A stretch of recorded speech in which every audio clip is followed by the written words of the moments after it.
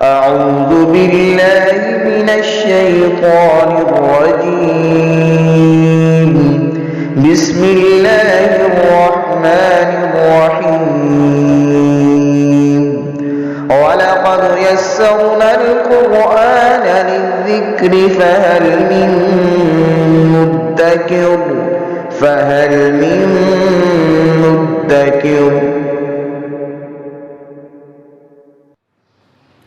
بسم اللہ الرحمن الرحیم. سورہ بقرہ کی 220 نمبر آیہ مبارکہ ہے. یہ 27واں رکوع ہے سورہ بقرہ کا اور 11واں رکوع ہے دوسرے پارے کا. اعوذ باللہ من الشیطان الرجیم. بسم اللہ الرحمن الرحیم.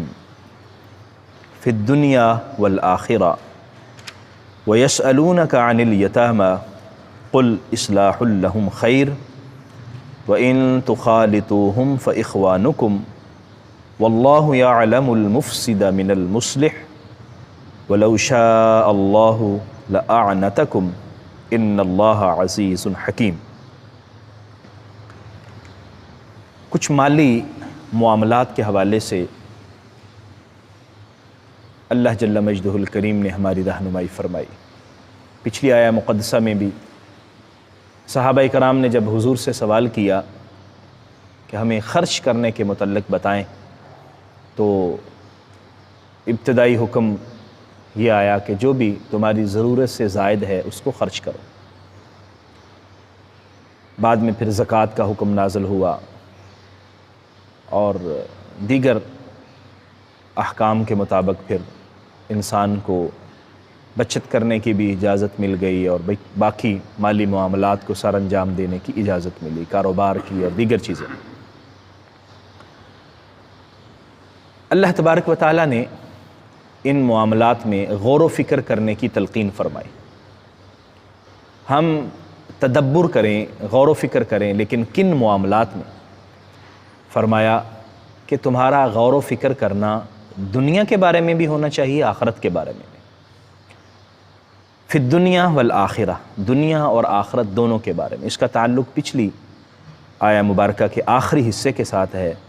لعلکم تتفکرون، تاکہ تم غور و فکر کرو. کس میں غور و فکر کرو؟ فی الدنیا والآخرہ، دنیا کے معاملات میں بھی، آخرت کے معاملات میں بھی.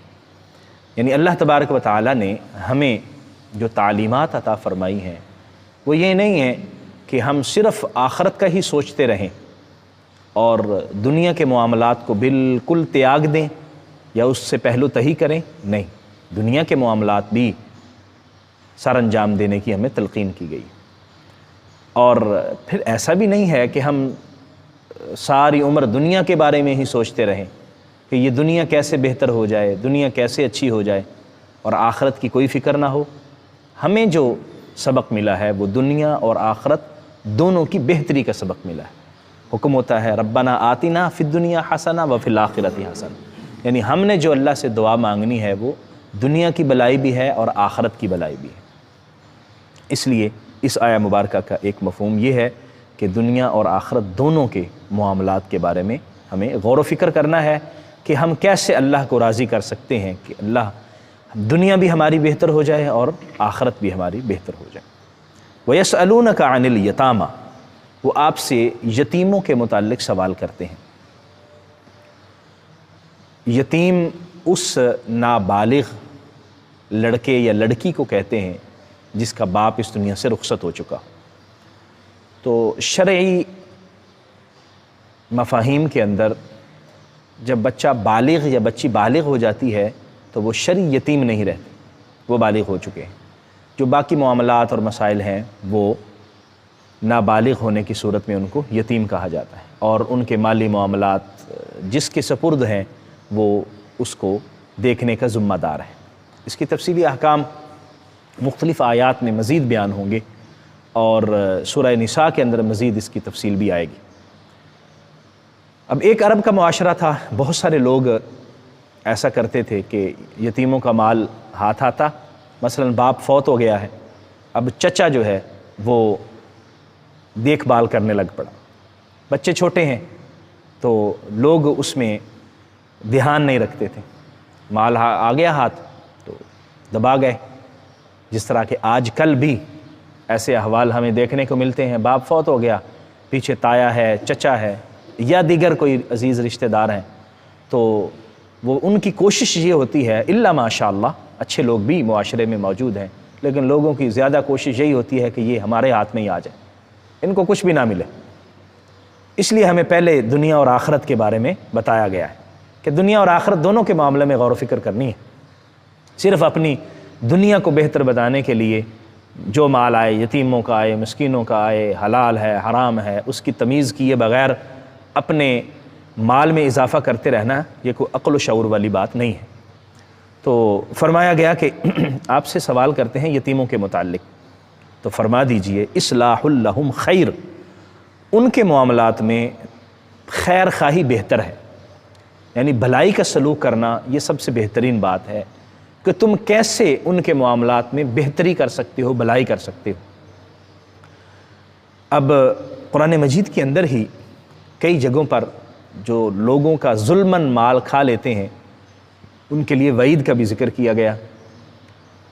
قرآن کی ایک آیت میں ہے ان الذین یأکلون اموال الیتامی ظلما انما یأکلون فی بطونہم نارا, وہ لوگ جو یتیموں کا مال ظلماً کھا جاتے ہیں وہ گویا کہ اپنے پیٹ میں آگ بھر رہے ہیں, وہ جہنم کا سامان اکٹھا کر رہے ہیں, جہنم کا ایندھن اکٹھا کر رہے ہیں.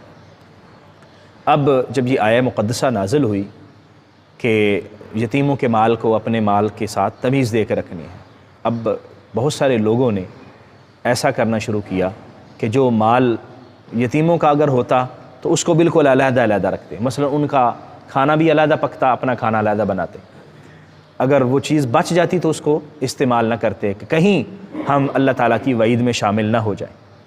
تو اللہ جل مجدہ الکریم نے یہاں فرمایا کہ مطلب اس چیز کی ضرورت نہیں ہے, ضرورت اصل میں اس امر کی ہے کہ ظلم کرتے ہوئے ان کے مال کو ضائع نہ کیا جائے.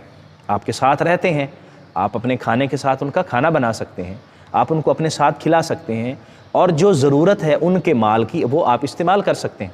مطلب ان کے اوپر جو آپ لگا رہے ہیں تو آپ اس کو اپنے مال کے ساتھ ملا سکتے ہیں, اور اسی طرح ان کا مال آپ اپنے ساتھ کاروبار میں بھی لگا سکتے ہیں, اور دیگر جو ان کی ضروریات کا استعمال ہے وہ بھی اپنے مال کے ساتھ اس کو ملا کے کر سکتے ہیں. لیکن اس میں ساری جو چیزیں ہیں اس میں یہ بات ذہن میں رکھنی چاہیے کہ ظلم نہیں ہونا چاہیے, اور دنیا اور آخرت کے معاملات میں اللہ جل مجدہ الکریم کا حکم پیش نظر رکھنا چاہیے. قل اصلاح لہم خیر, محبوب آپ فرما دیجئے کہ ان کے معاملات میں خیر خواہی, اچھائی کا برتاؤ یہ بہترین بات ہے. وَإِن تُخَالِطُوهُمْ, اگر تم ان کو اپنے ساتھ ملا لیتے ہو تو فَإِخْوَانُكُمْ, تو وہ بھی تمہارے بھائی ہی ہیں. یعنی یتیموں کو بالکل ایسے نہ کرو کہ تم بالکل علیحدہ کر دو کہ یہ تمہارے اخراجات یہ تم جانو, اور وہ بچے مال ضائع کر دیں گے, بچوں کو پتہ نہیں ہے. اور اگر کھانا تم ان کا علیحدہ بناتے ہو اپنا علیحدہ, تو ان کا کھانا بچ جائے اور آپ کہیں یہ تو یتیموں کا کھانا ہم تو نہیں کھا سکتے, نہیں, آپ اس کو ضائع نہ کریں چیزوں کو. پھر علماء نے اس میں مال کی بھی تقسیم کی ہے کہ ایک وہ ہے جو جلدی ضائع ہو جاتا ہے, تو آپ ان کے مال کو استعمال کر لیں لیکن اس کو اپنے حصے میں سے ان کا حصہ دے دیں. دوسرا ان کا مال ہے, اب مال جو پیسے ہیں یا دیگر چیزیں ہیں اب وہ تو ضائع نہیں ہونے والی, اس لیے ان کو آپ محفوظ طریقے سے رکھیں, تو وہ گویا کہ آپ کے بھائی ہیں. اگر آپ لوگوں کا یعنی آپ کی فکر اور آپ کی سوچ جو ہے وہ اصلاح ہے تو پھر کوئی مسئلہ نہیں, اصلاح کرنے والا وہ اللہ تعالیٰ کو پسند ہے. واللہ یعلم المفسد من المصلح, اللہ تبارک و تعالیٰ جانتا ہے فساد پھیلانے والا کون ہے اور مصلح اصلاح کرنے والا کون ہے. اصلاح کرنے والے میں سے فساد پھیلانے والے کون ہیں, اللہ ان سب کو جانتا ہے. تو مطلب یہ ہے کہ یتیموں کے مال کو ضائع نہ کریں, یہ بھی گویا کہ فساد فی الارض ہے, یہ فساد پھیلانا ہے, اور ان کے مال کا خیال رکھنا یہ اصلاح کرنا ہے. وَلَوْ شَاءَ اللَّهُ لَأَعْنَتَكُمْ, اگر اللہ تعالیٰ چاہتا تو تمہیں دشواری میں ڈال دیتا, مشکل حکم دے دیتا, تو یہ پھر عمل کرنا انسان کے لیے دشوار ہوتا. لیکن اللہ تعالیٰ نے ہمارے لیے آسانیاں پیدا فرمائی ہیں, ہمارے لیے اللہ کریم نے آسان چیز کو پسند فرمایا جس پر ہمارے لیے عمل کرنا بھی آسان ہے, اور جس پر ہم آسانی کے ساتھ جو ہے وہ عمل کرتے ہوئے زندگی گزار سکتے ہیں. ان اللہ عزیز حکیم، بے شک اللہ تعالیٰ غالب ہے، حکمت والا ہے۔ اللہ تبارک و تعالیٰ نے جو حکم دیا ہے وہ حکمت سے خالی نہیں ہے۔ اور دوسرا یہ بات بھی پیش نظر رکھے کہ غالب اللہ تعالیٰ کی ذات ہے، غلبہ اللہ کی ذات کو ہے۔ آج ہم یتیموں کے مال پر اگر غلبہ رکھتے ہیں یا ہمیں یتیموں کا مال سپرد کیا گیا ہے تو اس کا یہ مطلب نہیں ہے کہ ہم اپنی مرضی کرتے رہیں، بلکہ اللہ کے حکم کے مطابق اس کو خرچ کریں جس طرح اللہ تبارک و تعالیٰ نے استعمال کرنے کا حکم دیا۔ اس آیہ مقدسہ سے ہمیں یہ سبق ملا کہ ہمیں اپنے تمام معاملات کو سر انجام دیتے ہوئے دنیا اور آخرت دونوں کے پیش نظر رکھنا چاہیے کہ کس طرح ہم اپنی دنیا کو بہتر بنا سکتے ہیں اور آخرت کو بہتر بنا سکتے ہیں۔ آخرت کو بہتر بنانے کی تگ و دو میں دنیا کو جہنم نہ بنائیں اور دنیا کو جنت بناتے ہوئے آخرت کی فکر نہ چھوڑ دیں۔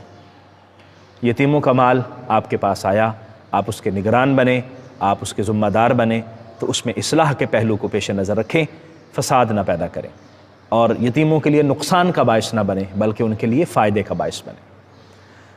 اور اللہ جل مجدہ الکریم کو اصلاح والے لوگ، خیر خواہی والے لوگ پسند ہیں، فساد والے لوگ پسند نہیں ہیں، وگرنہ ہمارے ذہن میں رہنا چاہیے کہ غلبہ اللہ کی ذات کو، اللہ تبارک و تعالیٰ کو کبھی بھی کسی بھی شخص کا نقصان پسند نہیں ہے۔ یہ اللہ کی مخلوق ہے اور فرمایا کہ اللہ کی مخلوق میں اللہ کو پسند بندہ وہ ہے جو اللہ کی مخلوق کے لیے بہتر سوچنے والا ہے اور ان کے معاملات کو اچھے طریقے سے سر انجام دینے والا ہے۔ اللہ کریم ہمیں سمجھنے کی، عمل کی توفیق عطا فرمائے۔ آمین۔ وآخر دعوایا ان الحمد للہ رب العالمین۔